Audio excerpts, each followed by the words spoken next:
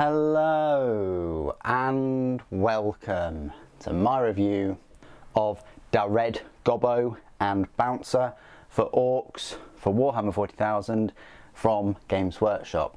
Now this model will cost you £23.50, and if he looks familiar, that's because this isn't the first time Games Workshop have released a red Gobbo miniature. They've released a couple before, but the most recent one came out in November of 2019.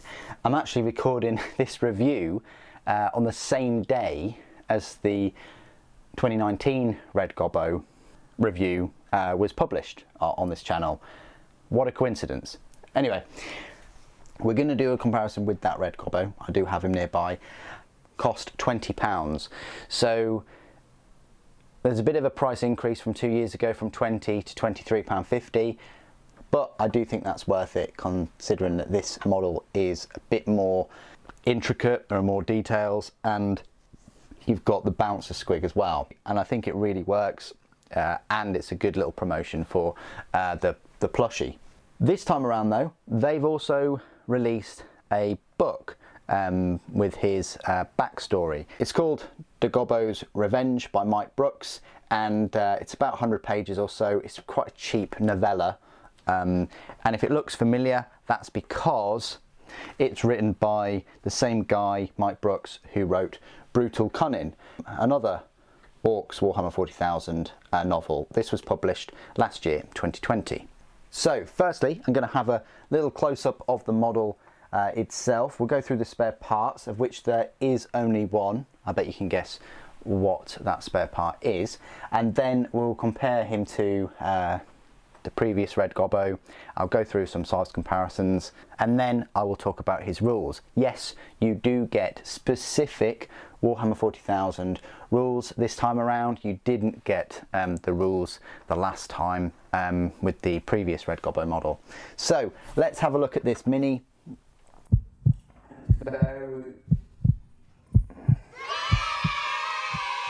Very festive, I have to say. There's, you know, jingle, there's baubles on the Bouncer's antlers.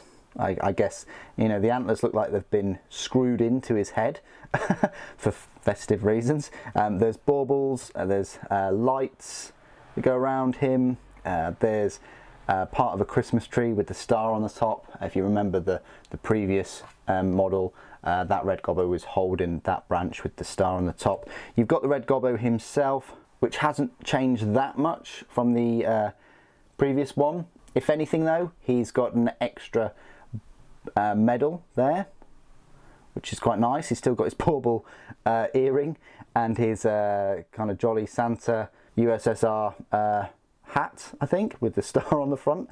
He's got this stick of, I just want to call it stick of dynamite. You can paint that in the candy cane colours. He's got the, you're seeing his boots this time around, the spikes on there. Great for traversing on this snowy base, which, yeah, you don't need to, you can just paint that white. No Valhalla Blizzard texture paint required. There's some grenades with pins out, there's some baubles. I wish there were a few other things. However, I understand that, you know, this is a great model. It's showcasing him running full pelt at the enemy through the snow. There's even a bauble on the end of the Squig's tail. You've got his grot blaster, got a grenade in his pocket, why not? So yeah. The one thing I wished that would happen is that the the lights actually connected to the tongue there. That would have been great, but as it stands there's a gap, and I have looked into it, and yeah, there's meant to be a gap, which is really odd. But that, I don't know how they would have, just making that rope of lights would a bit longer would have solved that. Anyway, that's the red Gobbo and Bouncer. The spare parts is the red nose. So yes, it does come with this, I say red nose, you can paint it in any colour you wish, but it's got a squig nose indentation, so that means that it'll fit only one way on his nose. I thought he looked a bit like an advert for the Red Nose Day that we have over here in the UK. I don't know whether you have it everywhere else in February. I think it's every 2 years. But yeah, you can put the nose sort of on there, and that's what it looks like. Magnetising it, well, if you magnetise it, you're going to mess up the face, aren't you? So I don't think that's possible. You either have it on or off. I've chosen it off, but it's up to you if you want to, you know, put that on. This is what it looks like painted. They don't show the red nose on there, and they don't even show it on the Games Workshop store, which is quite odd. But yeah, that was a surprise to me. I looked in the instruction book and found this and thought, whoa, wow, that's an extra little piece. So comparing him to the Red Gobbo model of 2 years ago, which didn't have any 40k rules and things, this is what they look like. The new one is on this bigger base. The previous model did have these ammunition caches. Now, an interesting fact is that this ammunition cache is full of sculpted grenades. I'm not sure whether you can have that box open at all because he stands on it. Likewise, in the Squig's belly, when you glue the Squig together, there are grenades as well, and baubles and all kinds of things. So I like that there's kind of Easter eggs to these models. But that's how they hold up next to each other. So I've got two Red Gobbos. So there you go. Before I compare him to some other larger Orc models, I just want to give you a size comparison of this model next to my knob. Here it is. They're on the same size base. I'd probably say that the Gobbo overall model wise is a bit taller, and he is a bit higher, sat on that bouncer squig than my knob. So there you go. Compared to other Orc models, we've got a new Orc boy, because I'm going to get shot in the comments if I don't put a new Orc boy on there, and then the old Orc boy. So yeah, he's going to tower above even the Orc boys, straddling that squig. However, compared to the new war boss in Mega Armor, it is a bit bigger, but these look really excellent together as new minis. We've got a Gretchen or Grot, just to give you a comparison of the Red Gobbo. He's quite a big Gretchen, truth be told. He's quite big. And then Gazgul, who is the friend of all Gretchen, I guess. That's where he stands next to Gazgul. And the final size comparison I always like to make is just with some Imperium models, because by now I think everybody knows how tall a Space Marine is and Primaris. Interesting to note that he is bigger than normal Primaris.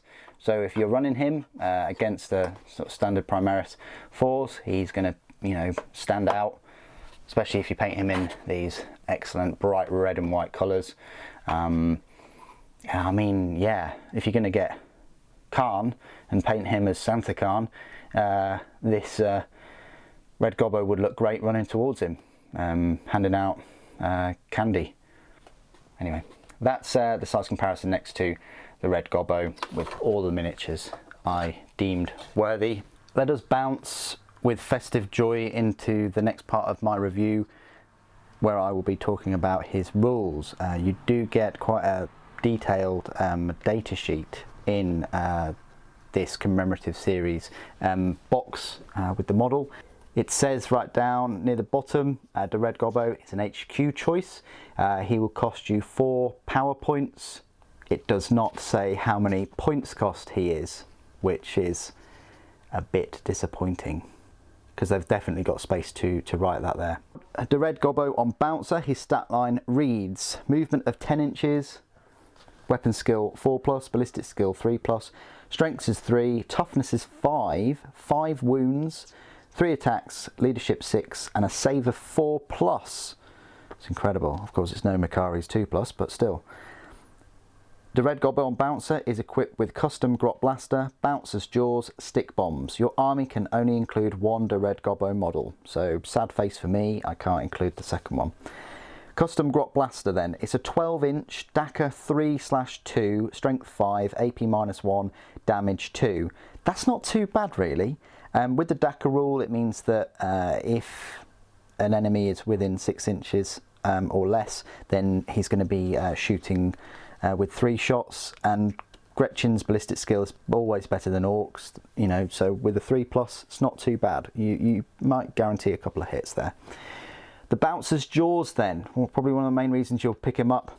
They are a strength 6, AP -2, damage 2, and each time the bearer fights it makes 3 additional attacks with this weapon, and no more than 3 attacks can be made with this weapon. Each time an attack is made with this weapon, an unmodified wound roll of 6 inflicts 3 mortal wounds on the target and the attack sequence ends. So you've got a chance there of chomping up a few enemies and inflicting the 3 mortal wounds.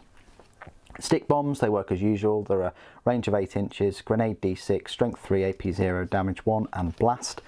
Abilities, War and Da Revolution.